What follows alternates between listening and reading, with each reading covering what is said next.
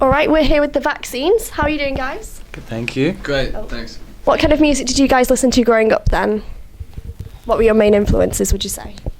We all sort of came from quite different musical backgrounds, really. I think the first band that I really sort of fell in love with was Blur. So I was kind of like, I guess I was probably like 10 or 11, I suppose, when I first got introduced to them, and you know, I think that's maybe a time where most people sort of find their love of music or whatever and stop listening, start branching away from what their parents played them, you know. So yeah, I sort of found Blur around then, and then Nirvana very shortly afterwards, and that was me hooked really. I was in, and then my sort of tastes really broadened out after that, and I sort of listened to anything, and it's sort of come full circle now, and now I'm sort of learning to love what my parents used to play. You guys have played quite a lot of festivals. I think it was nearly 50 like last summer alone. So like, do you prefer actually playing festivals? Is it like more of a fun crowd? Well, I guess a drunk crowd a lot of the time. It's just seasonal. I mean, when you've done a summer of festivals, then you're ready to go back on the road again. And then you've been on the road to the winter, and you're ready to kind of hit the studio again in the spring, and like it's just seasonal. Like once you've done enough of something, you're ready for the next thing. Yeah, you're like excited to go back. Yeah, and you never really seem to have too much of it. It's the change comes around at the right time. Have you got any like funny festival anecdotes or anything? Anything crazy that's happened to you? Crazy fun. People ask this in every single interview. And then we forget that people ask this, even though we never have a good answer. You need a good story prepared then, don't you? Someone needs to give us homework.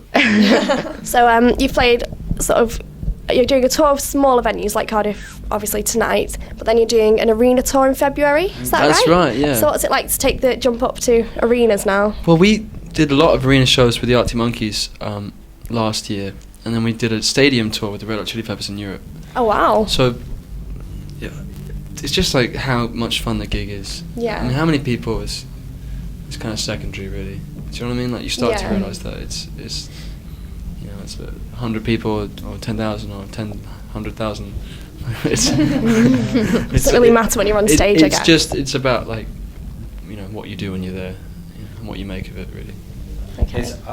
I find it a little daunting. I remember when we first went to the O2 arena in London, and that walk to stage, it's sort of you're right in the bowels of it, and you get out on the stage, and it just goes.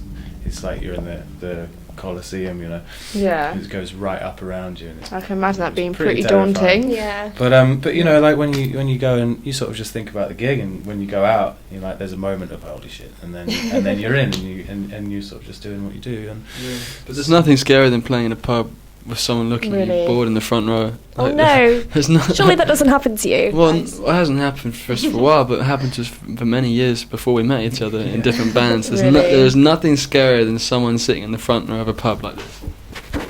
I don't think you get that nowadays. It would scar you for life, I guarantee. Okay.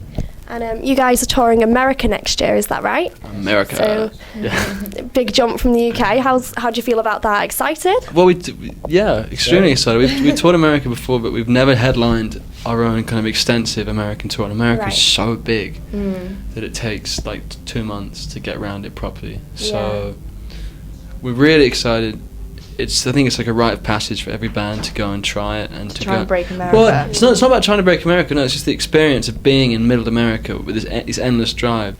So, are there any like songs that you listen to before your gigs and stuff that get you like? Oh, there are loads. I've just we've started doing on our Facebook site. We have like a vaccine dressing room playlist. We noticed that earlier, actually. Yeah. We had a little so every week we upload our kind of favourite 10 songs that we're listening to in the dressing room before we're on stage and after we're on stage, and the kind of like the soundtrack to our lives on tour kind of thing. Because we thought that's a really nice thing to share. So I wish like the bands I loved did something like that, because I'd love to know what was going on in their heads. So. Yeah, it's interesting to hear what your favourite sort of singer is listening to. Yeah.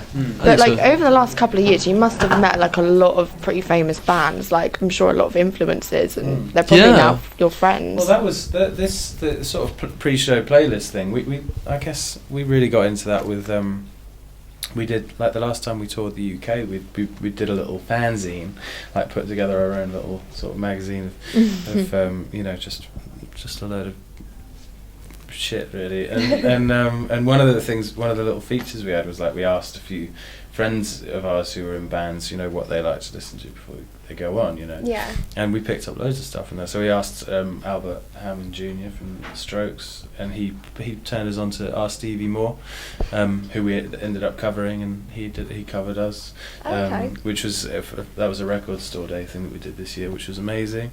And Paul Thompson from Franz Ferdinand turned us on to. Yeah, it was just like a modern version of a mixtape, really. I'm guessing that while you're actually on the road, you end up listening to like a lot of other bands' music to kind of pass the time. Are there any albums you bought recently that you've been like really impressed by, or? Oh yeah, I mean I don't buy albums that I'm not impressed by, but I'm listening to Here We Go Magic's new album, which is called A Different Ship, which is a band from Brooklyn. And they had a new album they just did with Nigel Godrich, and I think it's brilliant. Well, you could pair up with them then next year if you're in America. They're really nice, actually. They are really cool. I think we played a gig with their old bass player, Jen. So yeah, we love them. And I don't know, I'm listening to a lot of Neil Young at the moment. Dive, who were playing with us tonight, they're main support for our show, and it's really cool to have them out there because they're really good.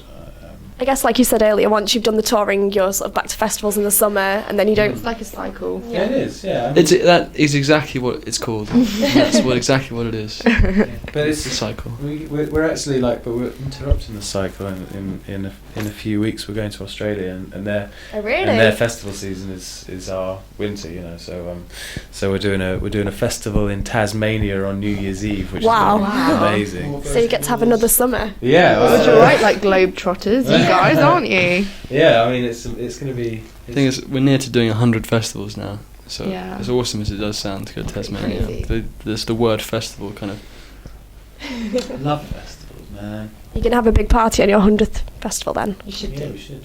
Yeah. What if that's New Year's Eve? That'd be like double trouble. That could be your story for future interviews. Yeah. Here's a funny story. All right, brilliant, guys. Thank you. Thank you very much.